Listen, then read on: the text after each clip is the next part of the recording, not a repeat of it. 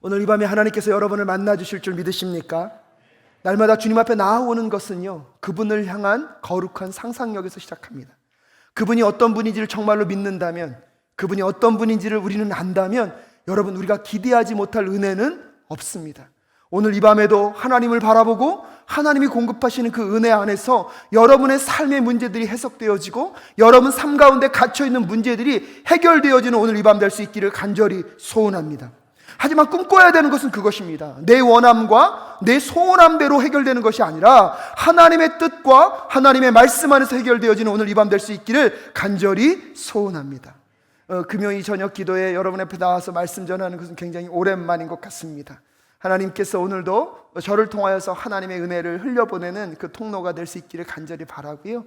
오늘 설교 내용이 조금 어려운 내용입니다. 하지만 여러분이 많이 들었던 내용이기 때문에 반복적으로 주시는 그 메시지 속에서 하나님이 나에게 주신 그 은혜들을 다시 한번 붙잡는 오늘 이 밤이 되실 수 있기를 간절히 소원합니다. 여러분, 무엇이 진정한 은혜일까요? 은혜를 경험하였다는 것은 무엇을 의미한다고 생각하십니까? 은혜는 받을 자격이 없는 자에게 주시는 하나님의 선물입니다. 받을 자격이 없는 자에게 주어지시는 하나님의 사랑입니다. 아멘이십니까? 그렇기 때문에 진정으로 그 은혜를 경험하였다면, 그 은혜를 경험하였다는 것은 그럼 무엇을 의미하는 것입니까? 그 은혜는 너무나 귀하고 가치 있는 거기 때문에 그 은혜 안에서 세상의 모든 가치들이 상대화되어야 합니다. 여러분, 상대화가 되어진다는 것은 무엇을 의미합니까? 그 은혜보다 더 귀한 것이 없다는 것을 고백하는 것입니다. 그래서 만약에 정말로 여러분이 하나님의 은혜를 받은 존재라는 것을 믿으신다면 이 땅 가운데 그 어떤 것도 귀한 것으로 여기지 아니하며 그 은혜 안에서 만족하고 그 은혜로 감사하는 것이 충분함을 고백하는 삶이 되어야 할 줄로 믿습니다. 근데 문제는 무엇입니까? 은혜로 구원을 얻었다고 하지만 우리의 삶에 무엇이 있습니까? 불평이 있습니다. 은혜로 구원을 얻었고 은혜를 받았다고 이야기하면서 우리의 삶에는 왜 만족이 없고 끊임없는 목마름이 우리를 덮치고 있다고 여러분 생각하십니까? 요즘은요, 이 노래를 잘 부르지 않더라고요. 높고 높은 하늘이라 말들 하지만 나는 높은 게 또 하나 있지. 근데 가끔씩 실수하시는 분들이 있더라고요. 고마워라 스승의 사랑. 저도요, 아까 설교 준비하다가 이걸 자꾸 부르는데 후렴 부분을 자꾸 잘못 가더라고요. 우리가 이게 많이 헷갈렸잖아요. 근데 여러분, 제가 앞에 부른 노래가 뭡니까? 어머님의 은혜라는 노래입니다. 높고 높은 하늘이라 말들 하지만 나는 높고 높은 게 또 하나 있지. 낳으시고 기르시는 어머님 은혜. 푸른 하늘 그보다도 높은 것 같아. 이 절이 뭔지 아십니까? 넓고 넓은 바다라도 말들 하지만 나는 넓은 게 또 하나 있지. 사람되라 이르시는. 가사는요, 어머님이라고만 돼 있더라고요. 아버님들이 서운해하실까봐 이 절은 아버님 은혜. 푸른 바다 그보다도 넓은 것 같아. 여러분, 이 가사를 정말로 마음으로 믿는다면, 나를 낳으시고 기르신 것이 은혜라고 정말 믿는다면 어머니 아버지께 불평할 수 있을까요? 없을까요? 좋은 말 할 때 대답하십시오. 있을까요? 없을까요? 근데 왜 우리는 왜 이거 안 해주냐고, 왜 저거 채워주지 않느냐고 왜 불평하고 있을까요? 우리를 사람되라 올바른 길로 가라고 가르치는 그 아버님의 그 사랑이 정말로 은혜라고 믿는다면 왜 우리의 귀 속에는 그게 여전히 잔소리로만 들릴까요? 진정한 은혜는요, 은혜로 인하여서 모든 것이 상대화될 수 있는 안목을 갖는 것입니다. 받을 자격이 없는 사람에게 하나님이 주신 사랑이라면, 그것을 경험한 것을 믿는다면 그 은혜 안에서 세상의 모든 것이 상대화되어서 나는 그것보다 더 귀하고 가치 있는 그 은혜를 받은 사람임을 잃어버리지 않고 살아가는 저와 여러분 되실 수 있기를 주님의 이름으로 축복합니다. 사도 바울은 오늘 그 은혜를 받은 자라고 자기를 고백합니다. 그 은혜를 받은 자이기 때문에 여러분, 예수 그리스도 안에서 죽을 수밖에 없는 나, 여러분, 예수 믿는 자들을 죽이기 위하여서 그렇게 열심을 내었던 내가 다메섹 도당으로 가는 그 중에 부활하신 예수 그리스도를 만나 나를 구원하신 그 예수 그리스도의 은혜를 경험한 바울이요, 그때부터는 무엇을 하며 삽니까? 오직 그리스도의 복음을 증거하기 위해서 살아갑니다. 복음을 증거하는 중에 그들의 삶에 어떠한 어려움이 찾아온다 할지라도 복음 때문에 더 넉넉하고 부한 삶을 살아갔던 것이 아니라, 여러분, 사도 바울이 이렇게 고백합니다. 고린도후서 11장 23절부터 27절, 좀 긴 말씀이지만 복음 때문에 사도 바울이 어떤 일을 당하였는지 제가 한번 읽어드립니다. 그들이 그리스도의 일꾼입니까? 내가 정신 나간 사람같이 말합니다마는 나는 더욱 그렇습니다. 나는 수고도 더 많이 하고 감옥살이도 더 많이 하고 매도 더 많이 맞고 여러 번 죽을 뻔하였습니다.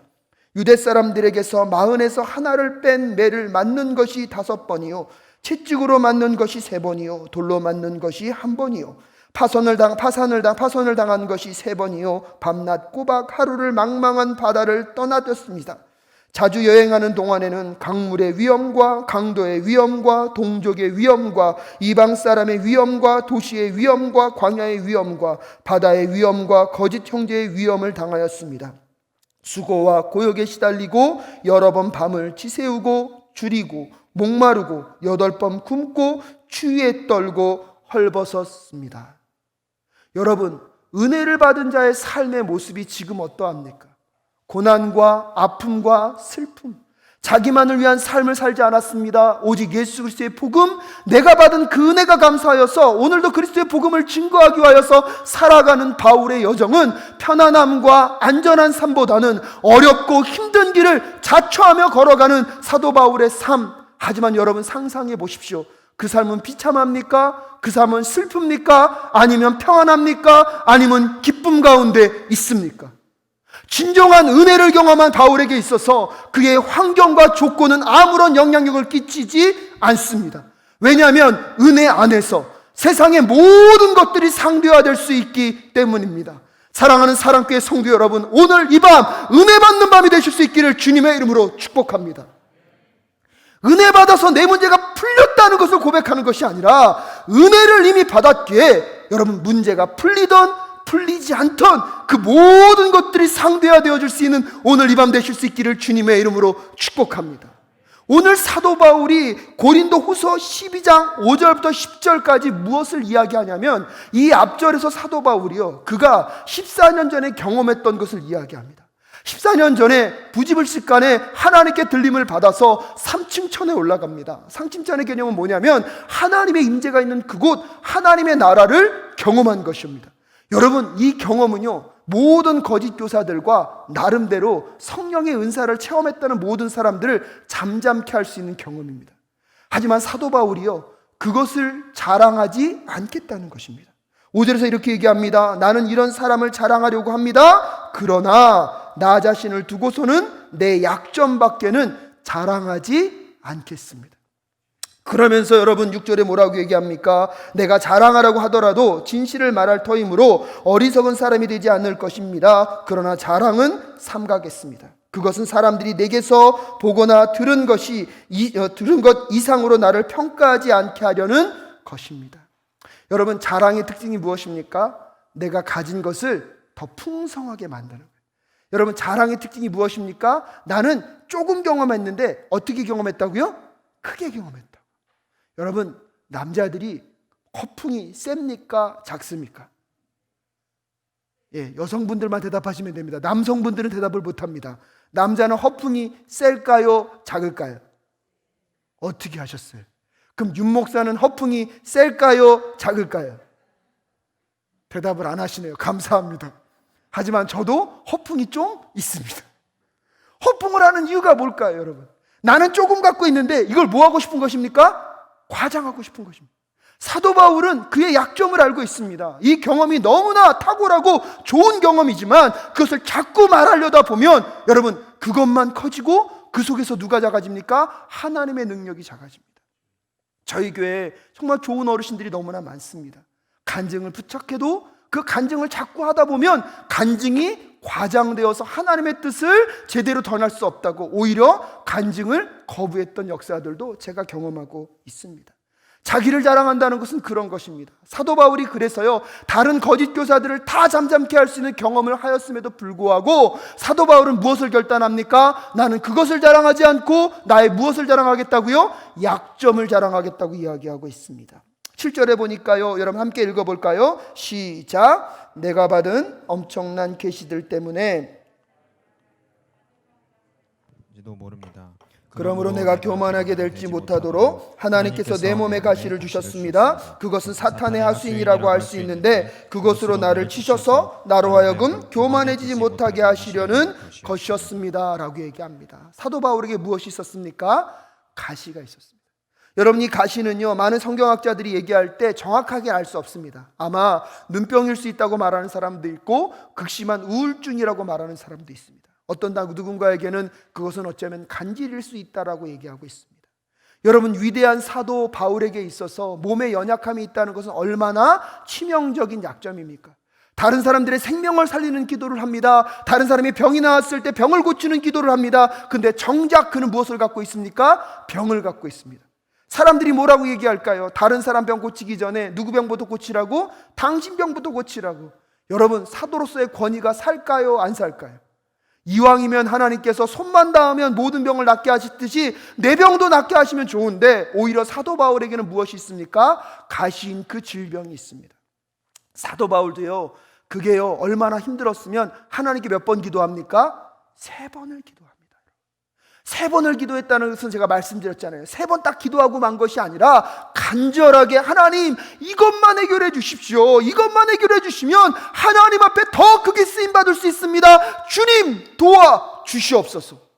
아마 제 이 목소리보다요 100배 정도는 더 간절하게 기도했을 거예요. 아마 사도 바울은 그 기도를 하고요, 목이 갈기갈기 찢어지는 그 쉰소리가 나왔겠죠. 하지만 여러분, 하나님의 답은 무엇입니까? 예스입니까? 노입니까? 여러분, 많은 사람들이 기도 응답을 받을 때 3가지를 얘기합니다. Yes, No, Waiting. 그렇다, 아니다, 기다려라. 여러분, 저는요, 이 본문을 가만히 읽다 보면 자꾸 그 음성이 들려요. 하나님은 노라고 겉으로는 말씀하시는 것 같은데 뒤를 잔잔히 읽다 보면 사도 바울은요, 기도 응답을 받았더라고요. 그것은 노의 기도 응답이 아니라 예스인 기도 응답이라고 생각할 수밖에 없다는 이유는 저는 2가지라고 생각합니다. 첫 번째가 뭔지 아십니까? 사도 바울은 왜 하나님이 자기에게 가시를 남겨주셨는지를 7절에서 이렇게 해석하고 있습니다. 내 몸에 가시를 주셨습니다. 그것은 사탄의 하수인이라고 할 수 있는데 그것으로 나를 치셔서 나로 하여금 교만해지지 못하게 하시려는 것이었습니다 라고 얘기하고 있습니다. 그래서 사도 바울은요, 자기 삶 가운데 그 있는 약점, 자기의 그 가시 때문에 하나님이 자기를 무엇하게 하셨다고요? 겸손케 하셨다는 것입니다.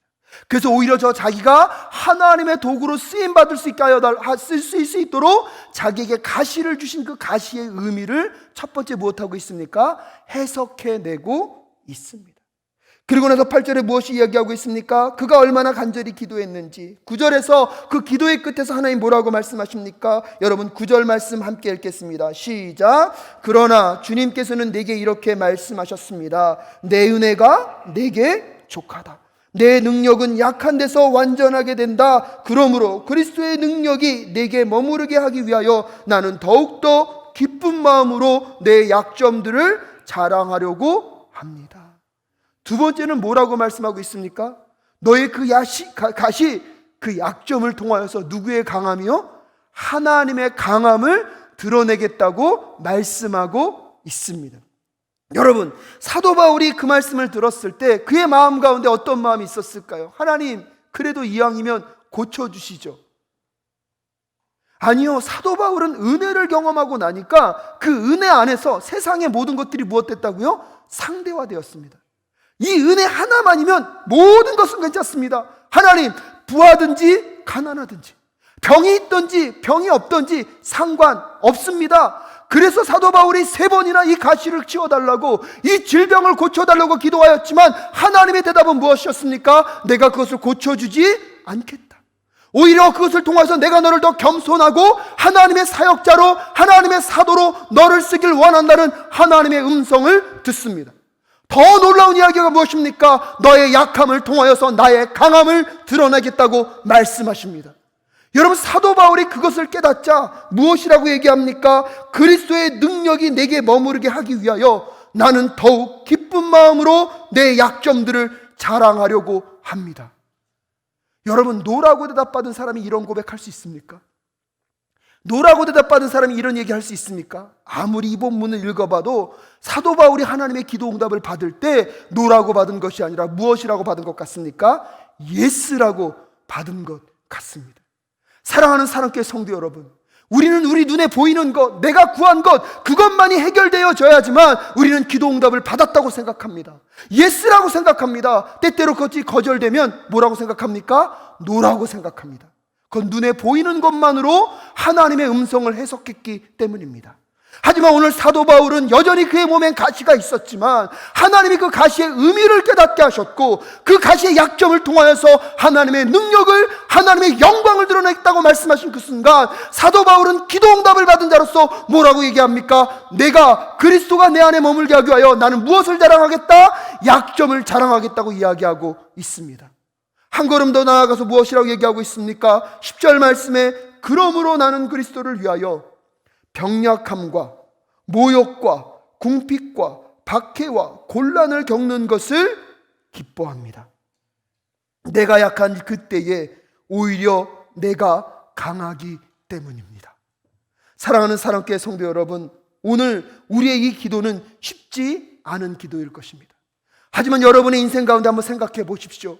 하나님께서 내 피로를 채우셔서 나를 건강하게 하셨는데 건강을 통하여서 내가 하나님을 더 멀리 떠나 있다면, 하나님이 내 기도 가운데 응답하셔서 물질의 부함을 허락하여 주셨는데 어느 순간 이제는 주일 예배 드리는 것보다 밖에 나가서 노는 시간이 더 즐겁고 그 부함으로 인하여서 하나님과의 관계가 더 멀어졌다면 여러분, 그것은 축복입니까? 저주입니까?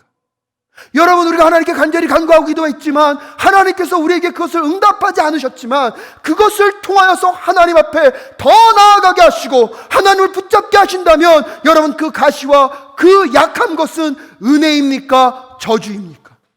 여러분, 그것을 통해서 오히려 하나님의 영광과 능력을 나타낼 수 있다면 내 안에 갖고 있는 그 상처와 그 가시는 저주입니까? 하나님이 나를 위하여 사용하시는 은혜의 통로입니까? 최소한 사도 바울은요, 오늘 자기 가운데 있는 그 가시, 그 약점이요, 하나님의 영광과 하나님의 능력을 담아낼 수 있는 그릇이라고 믿고 있습니다. 그것은 그의 부끄러움이 아니라 그 약함은 누구의 영광을? 하나님의 영광을. 누구의 능력을요? 하나님의 능력을 담아낼 그릇이라고 믿었기 때문에 오히려 적극적으로 사도 바울은 뭐라고 고백합니까? 하나님, 내가 하나님 앞에서 병약함과 모욕과 궁핍과 박해와 곤란을 겪는 것을 기뻐하겠습니다. 아멘이 좀 적으시네요. 내가 약한 그때에 오히려 내가 강하기 때문입니다. 여러분, 이 기도가 쉬운 기도는 아닐 거라고 생각합니다. 하지만 정말로 하나님의 은혜를 경험한 자라면 그 은혜 안에서 우리에게 허락된 그 약함 속에서도 하나님의 강함과 능력이 나타날 것을 믿는다면 하나님, 이 은혜의 그릇을 크게 하여 주시옵소서. 그러게 이제 나는 하나님, 병이 났던 병이 낫지 않던, 내 삶의 문제들이 해결되던 해결되어지지 않던 하나님, 나를 위하여 죽으신 예수 그리스도의 그 구속의 은혜, 죽을 수밖에 없는 내 영혼을 살리신 그 하나님의 십자가의 은혜를 경험한 자로서 세상의 모든 가치를 상대화시키고 내 안에 여전히 해결되지 않은 그 약함 속에서 하나님의 능력을 담아내 주시옵소서. 내 그 약함 속에서 하나님의 은혜를 흘려보내는 축복의 통로로 나를 사용하여 주시옵소서. 그 고백하며 나아가는 저와 여러분 되실 수 있기를 주님의 이름으로 축복합니다. 사랑하는 사랑교회 성도 여러분, 왜 나에게 이런 환경을 주셨습니까? 원망하기보다는 나의 오랜 기도에 응답하지 않으신 하나님을 향하여서 섭섭하고 답답한 마음을 표현하기보다는 그 약함이 하나님의 능력을 담아내는 그릇이며 하나님의 은혜를 담아내는 그릇임을 깨닫고 오늘도 하나님 앞에 그 은혜를 깨닫는 삶을 살아갈 수 있게 하여 달라고 기도하며 나아가는 저와 여러분 되실 수 있기를 간절히 소원합니다.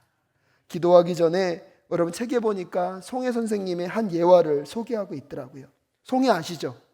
전국 노래자랑.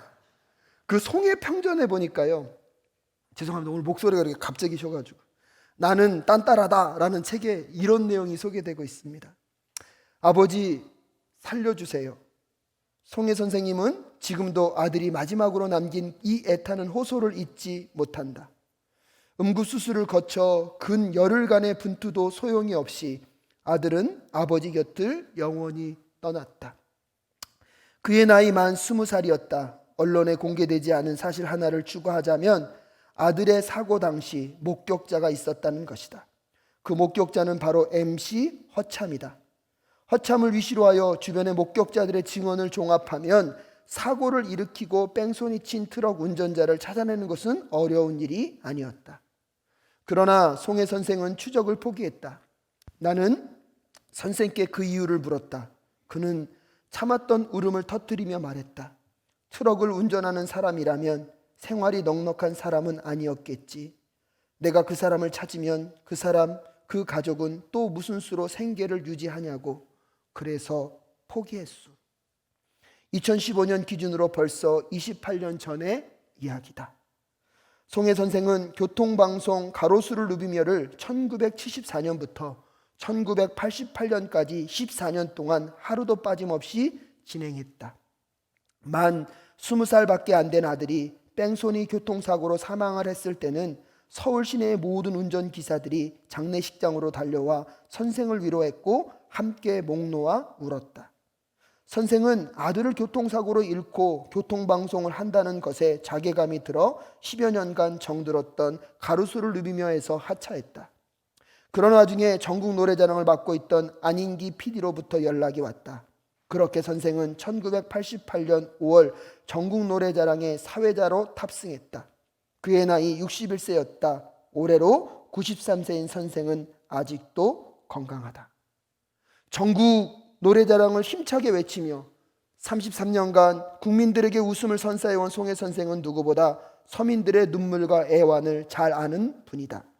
그의 웃음에는 눈물이 배어 있다. 한 사회자가 누구도 알지 못하는 아픔과 슬픔의 이야기를 간직한 채 여러분, 많은 사람들과 함께 울고 웃으며 온 국민을 위로할 수 있는 이유는 무엇이었을까요? 그 송해 선생님의 삶 가운데 있었던 그 가시, 20살 된 아들을 먼저 떠나보내며 하지만 그 사고를 일으킨 사람을 굳이 찾지 않고 그의 아픔과 고통을 품어냈던 사람이기에 그가 외치는 전국 노래자랑, 그것이 사람들의 마음을 울리지 않았을까요? 사랑하는 사랑교회 성도 여러분, 여러분의 삶에 어떤 슬픔의 이야기가 있습니까? 여러분의 삶에 어떤 아픔의 이야기가 있습니까? 여러분, 그것이 해결되지 않는다고 원망하며 하나님 앞에 눈물로 기도하는 오늘 이 밤보다는 하나님, 이 아픔이 하나님의 은혜를 담아내는 그릇이 되게 하여 주시옵소서. 하나님, 이 약함이 하나님의 능력을 담아내는 그릇이 되게 하여 주시옵소서. 그 문제를 풀어달라고 기도하기보다 내가 그 아픔을 품음으로 누군가를 치유할 수 있다면, 누군가에게 하나님의 영광과 나라를 드러낼 수 있다면 하나님, 그 약점이 은혜가 되게 하여 주시옵소서. 오늘 이 밤은 여러분 한번 그렇게 기도해 보지 않으시겠습니까?